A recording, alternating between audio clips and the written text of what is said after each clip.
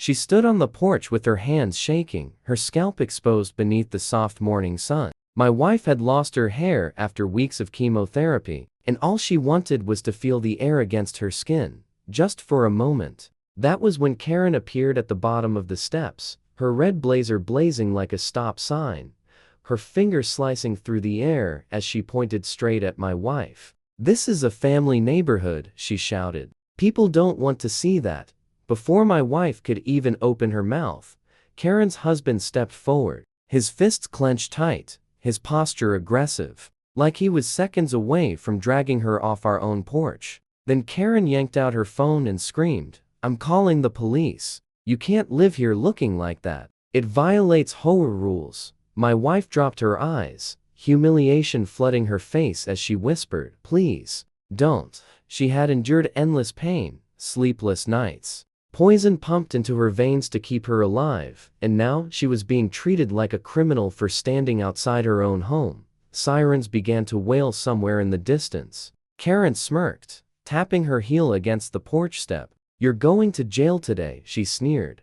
Tears welled in my wife's eyes as she whispered, "Why are they doing this to me?" Every muscle in my body tightened, my jaw locked. But I stayed silent because the truth was, those sirens weren't coming for her.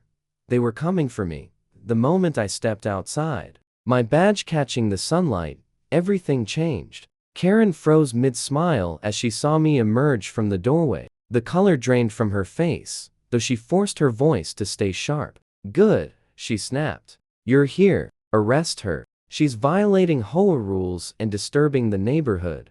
Right then, a real police cruiser pulled up behind her, lights flashing. Karen puffed out her chest and pointed at my wife like a conqueror claiming victory. "That's the one. Take her away." My wife looked at me, fear written all over her face, clutching her sweater like it was armor. "Please don't let them take me," she whispered. I stepped forward slowly, boots heavy against the wood, and held up my badge. Karen's smirk shattered. "Wait, what?" she muttered, her voice suddenly thin. The officer who stepped out of the cruiser nodded at me with clear respect. "Sheriff, got your call. You said someone was impersonating HOA authority and making threats." Karen's jaw dropped. No, you don't understand," she stammered. "She's violating rules. She looks sick. It's upsetting the community."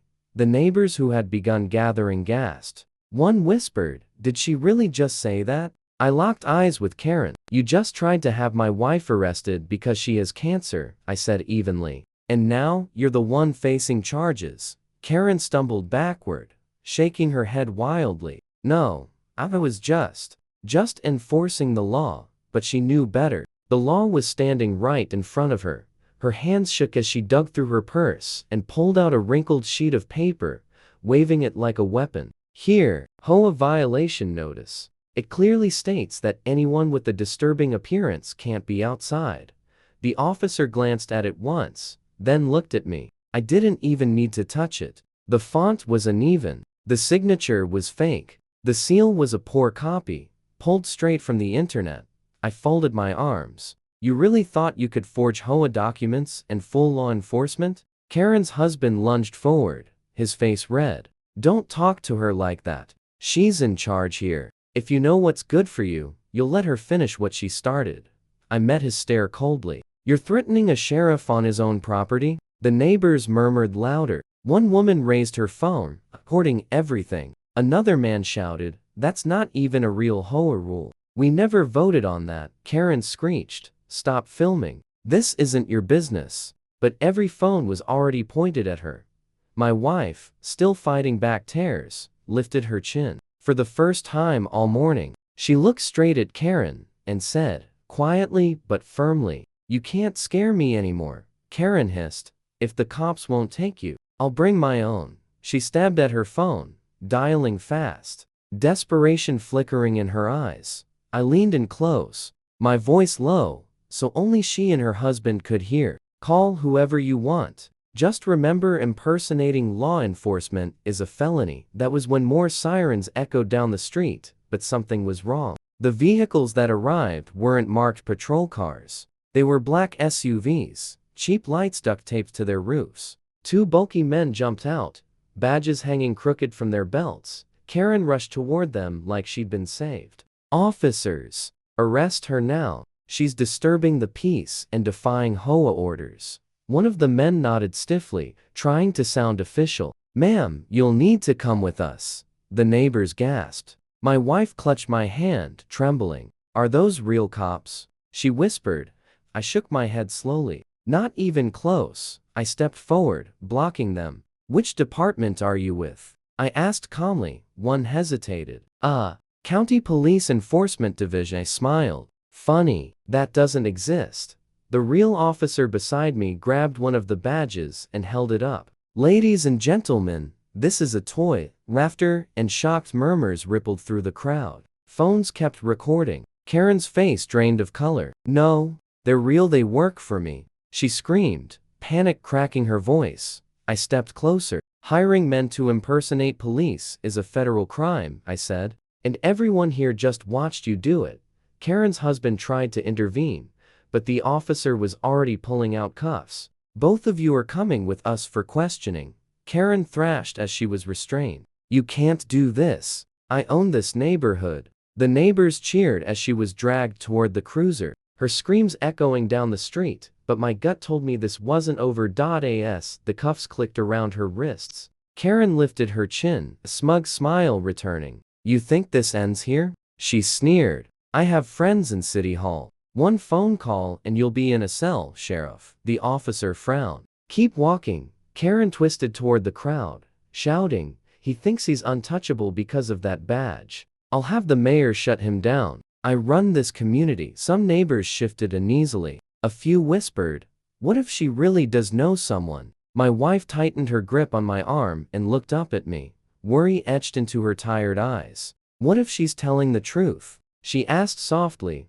I leaned down and whispered back. Then I knew it was time to show her the one connection she never saw coming. I reached into my pocket, pulled out my phone, and tapped a number I hadn't dialed in years. The line clicked once, then a familiar voice answered, calm, firm, unmistakable. "Sheriff?" the voice said.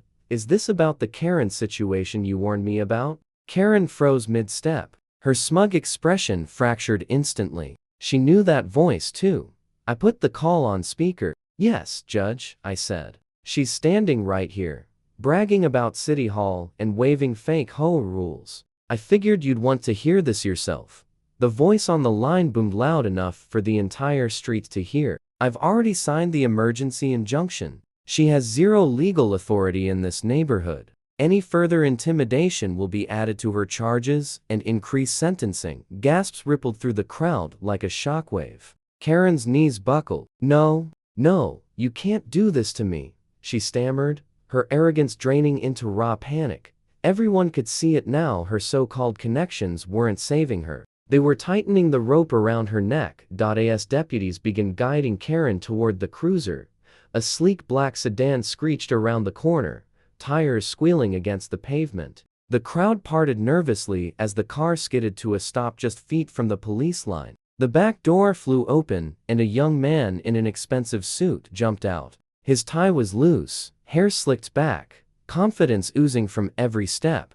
He ignored the neighbors, ignored me. His eyes locked on Karen. "Mom!" he shouted. "What the hell are they doing to you?" Karen straightened immediately, triumph flickering back across her face. "I told you he'd come," she hissed through clenched teeth. The man yanked out a leather wallet and flashed something shiny. "State Attorney's Office," he barked. "Release her, now." The crowd gasped. Even the deputy holding Karen hesitated for a split second.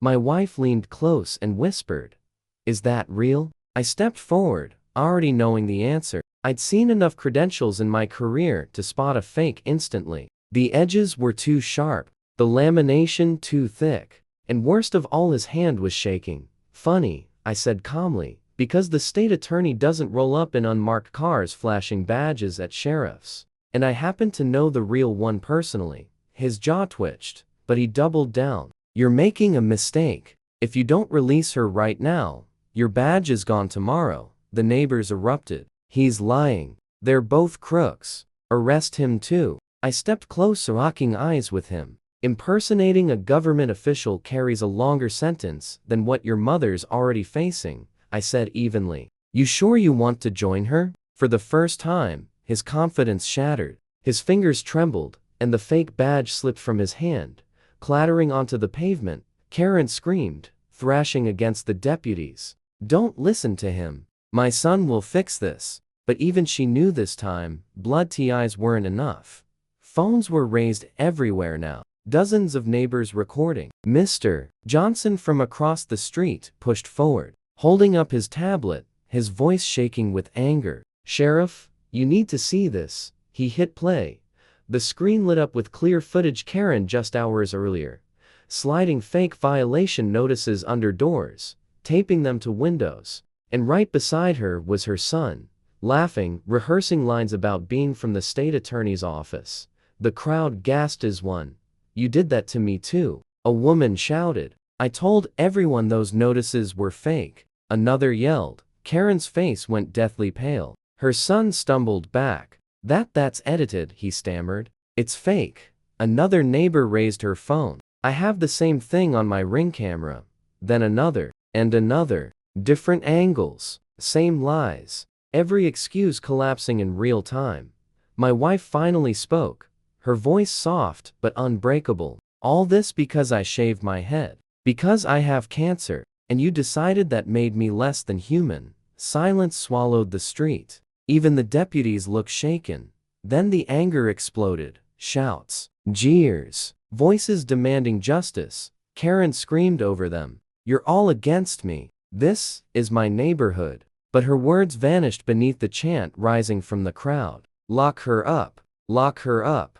The officer tightened the cuffs around her wrists. Karen, you are under arrest for forgery, harassment, impersonation, and conspiracy. And your son, you're coming with us. As they were loaded into separate cruisers, my wife leaned into me, tears finally spilling free. This time, they weren't fear. They were relief. Still, in the back of my mind, one thought lingered. Karen wasn't the type to surrender quietly. Court came faster than anyone expected. The footage went viral overnight. Every angle, every lie, every forged paper blasted across the news. By the time Karen stepped into the courtroom, the world already knew her name.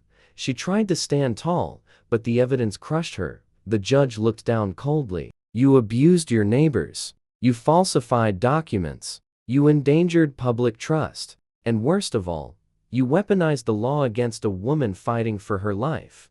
Karen's son sat beside her, pale and broken, his lawyer staring at the floor. The gavel slammed. Guilty on all counts. Years in prison. No authority. No fear left to wield. Outside the courthouse, reporters swarmed. Cameras flashed. My wife stood beside me, her head still bare, her smile radiant. It's finally over, she whispered. I wrapped my arm around her. They thought they could break us, I said softly. But this home, this land, this family, it's ours. The neighbors cheered. The same ones who once stayed silent now stood proud. Justice had won. I looked at my wife and added one final truth. I didn't earn this badge to let bullies run free. Not here. Not anywhere. She laughed, then a real, full laugh that cut through every dark memory Karen had left behind. And in that moment, I knew it. We were finally free.